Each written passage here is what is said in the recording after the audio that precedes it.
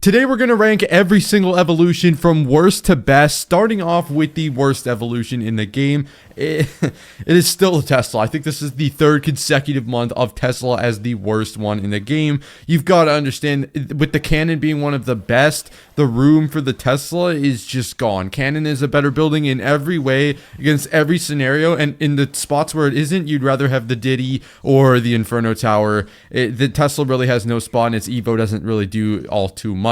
Next up is Goblin Drill. Now, it's not necessarily that the Goblin Drill evolution is terrible, but that when you run a Goblin Drill deck, you're going to have more than two other Evos to use, and they're almost always better, whether it's Skeletons, Ice Spirit, or Ice Spirit, some other combination, Evo Valk. There's always going to be a better combo to use than the Evo Drill, so you just get shoved to the side. At 29 is the P.E.K.K.A. Now, I know this is a little shocking, but the P.E.K.K.A. has never seen worse stats in a very long time. The Evo P.E.K.K.A. has really bad use rate, really bad win rate inside the top 1,000 right now, and he is just not, or she, I'm sorry, is not getting much value out of her ability anymore. So she just, again, suffers a similar fate to the Drill, where you're going to use two different Evos in the same deck and just leave the unevolved version of the P.E.K.K.A. The Dark Goblin remains low on this list. Very interestingly, I mean, I personally think it's a pretty strong evolution, but the use rate is one of the bottom 5 in the game as an Evo, and I guess the fact that it just dies really quickly to log, to arrows,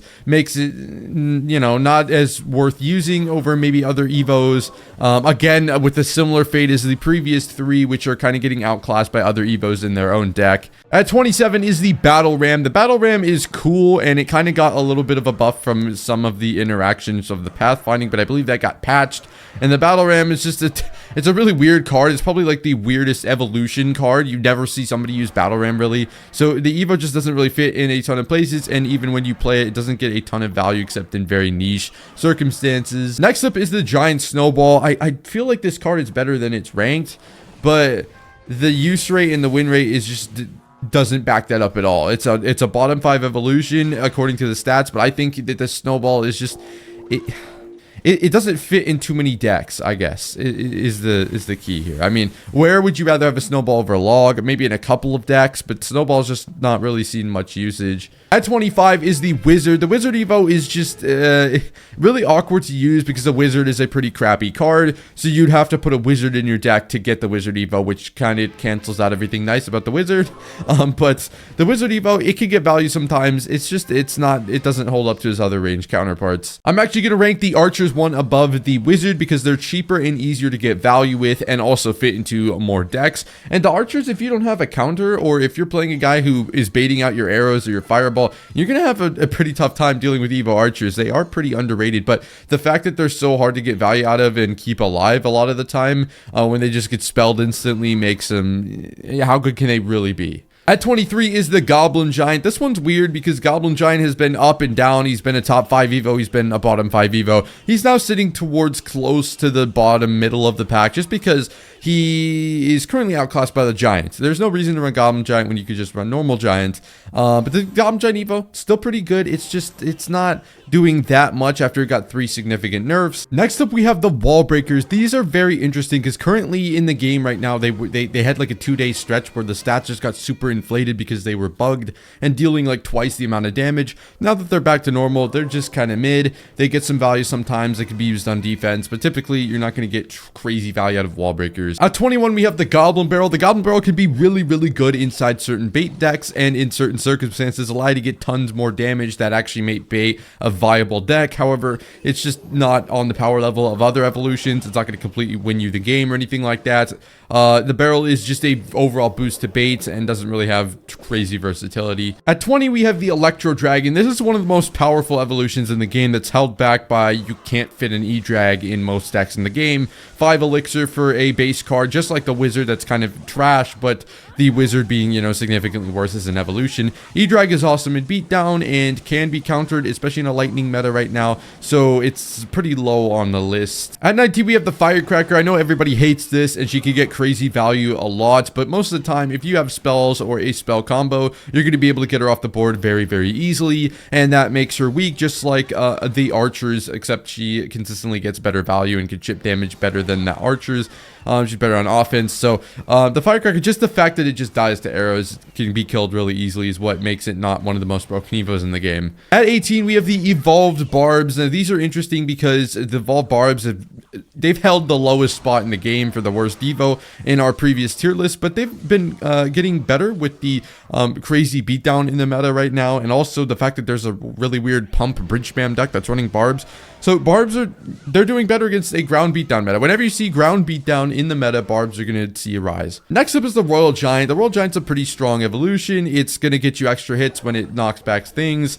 It's just not at all that exciting. You'll be able to see a difference for sure. You'll get a couple of extra hits maybe, but the Royal Giant's just not the best evo in the game, and although it's a good win condition, the evo is just kind of a little underwhelming. At 16, we have the Evo Musketeer. She's really cool because she's going to be able to snipe a ton of things, and there's a lot of outplay potential. However, it is also easy to mess this card up and not get the most value out of her, and you have to play her a little bit awkwardly to get the ability off sometimes. So while she has a very high upside, she also has a very low floor, as in she won't get you that much value in a matchup potentially. So that's why she ranks at 16. Everybody's favorite Mega Knight is coming in at 15 because the Mega Knight is, although it's pretty strong, it is also easily countered, and Mega Knight isn't an extremely strong card in the meta right now. So the Mega Knight has been top 10 before, but definitely not in this meta because Mega Knight is just not that great, especially when you have Prince in every other deck. At number 14 is the Diddy Cage. The Diddy Cage is always going to be strong just because of the sheer value that it will get if you don't deal with it. However, in a lightning meta, again, the Cage is just going to usually get shaboinked by the lightning, but the Diddy is always going to get pretty significant value, always forces out a response. The awkward thing is it's kind of hard to fit a Cage in your deck. A lot of the times you'd rather have a cannon, so that's why it ranks at 14. At 13, we have the Skeletons. The Evo Skellies can, for 1 elixir, get a tremendous amount of offensive and defensive value, which is, they're always going to be on the upper echelon of the tier list because they're going to consistently get more elixir value than what they're worth, and a lot of the time you can maybe alternate your game plan based off of having Evo Skellies and being able to just go with Skellies on defense or bait out a guaranteed spell, things like that. At number 12 is the brand new Executioner evolution. This one's really interesting because it's a very overpowered evolution. It's going to do knockback, it's going to do bonus damage to close units, but it's a bit of a clunky card and hard to fit in a ton of decks. You're not going to get an Executioner in a lot of decks, similar to the Electro Dragon. However, he is a little bit better than the E-Dragon because of his ability to just one-shot ground pushes. So he's going to be pretty good. He's going to be pretty good, but he doesn't crack the top 10 because of his versatility. Next up are the Bats. I keep rating the Bats super high in the tier list. People keep calling me crazy. The Bats have an extremely high win rate and use rate. They are basically a free arrows bait spell in your deck, or card in your deck. They're going to get, like the Skeletons, a ton of extra value. They're going to be dangerous on the counter push. For just 2 elixir, they're going to wrap up things they normally wouldn't wrap up on defense with the bonus health, and they're just annoying, a pest, and very versatile. At number 10 is the Mortar. Mortar is a strong card, and the Evo Mortar just completely takes it to another level. If you get 1 Evo Mortar locked onto the tower, that can literally win you the game. Mortar would not be viable in the slightest without having the Evo version, and so that makes Mortar, even though it's not one of the most insane decks in the game, a very, very strong evolution that absolutely carries its deck. Next up, we have the Bomber. I don't remember the last time the Bomber hasn't been in the top 10. He's really, really solid, cheap, efficient, way to get tower damage, way to get defense going. He's just going to fit in so many decks, get you value every single time you use him, and force out a lot more counters than you would normally get from a normal Bomber. At number 8 are the Royal Recruits. Obviously the mid-ladder menace card. They are everywhere. They're insane. They are going to get crazy value. They're very easy to use, and they are very hard to stop in low arenas. And I mean, Recruits are just brain dead. They're just completely brain dead. Number 8 because they're so just stupidly easy to use. At 7 is the Evolved Knight. This guy is extremely versatile, can fit in all types of decks, and can consistently get you really good value because the Knight, he's going to tank for things, allow you to maybe, use him with Graveyard, use him with Expo, use him with Mortar, use him with all sorts of different decks where you need a tank, and he's, overall, the Knight is just a good card. So, you're going to get value out of the normal card, and you're going to get value out of the Evo. That's a win-win. Number 6 is one of the best bailout cards in Clash Royale. The Ice Spirit just consistently gets crazy value, and you can win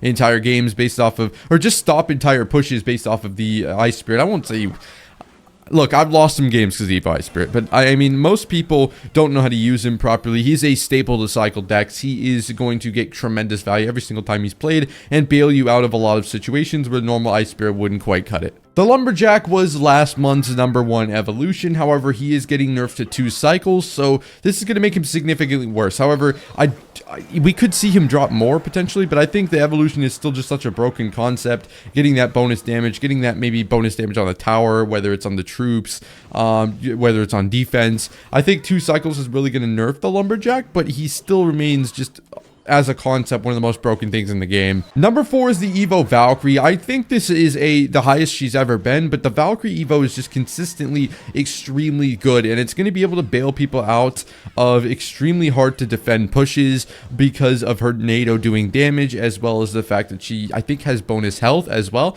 So the Valkyrie Evo is going to consistently get you value every single time you play her, is good on offense and defense, and that's why she ranks so high. #3 is the Zap, which is one of the most used Evos in all of Clash Royale. It's like a nearly 20% use rate in the top 1,000. It gets crazy value, and the best thing about the Zap is combining it with other spells will let you kill things you normally couldn't. For example, Evo Zap will kill things like Minion Horde, Archers, Firecracker, Dart Goblin. Combine it with arrows and Fireball, or like arrows or Fireball, and you're going to be able to kill things like E-Drags, Queens, Musketeers, who knows what else. So it's just a really versatile, solid, and great option to fit in your deck. You can't go wrong with the Evo Zap. At #2, we have the Evolved Cannon. This one was a toss-up with #1, but I think the cannon, you could probably put in #1 as well. The cannon is extremely strong. The cannon is very versatile. Is not going to get another nerf. Is not, at least not in this balance changes. His barrage is going to allow you to just get crazy defense that you shouldn't be able to get, as well as use a defensive building on offense, which is insane. You're going to be able to kill things like Skarmies, Goblin Gangs, and every single time you play the cannon, you're getting value out of it. So just throwing the Evo in your deck, it's going to help you deal with pushes, get offensive value, and it's just the best building in the game. And this is a hot take. I'm going to go with the best Evo in the game, the Evolved Hunter. The reason this is because it's going to completely, as an Evo, just eradicate your opponents. Like, you can go Royal Giant, like Evo Hunter, to stop an Evo Mega Knight from pushing it down. And the sheer, like, just value that this Evo gets, the ability to just stun lock something, that's no other Evo can do that. So the sheer power of the Hunter, even if he doesn't have the craziest use rate, is just insane and nets him the best Evo spot in Clash Royale.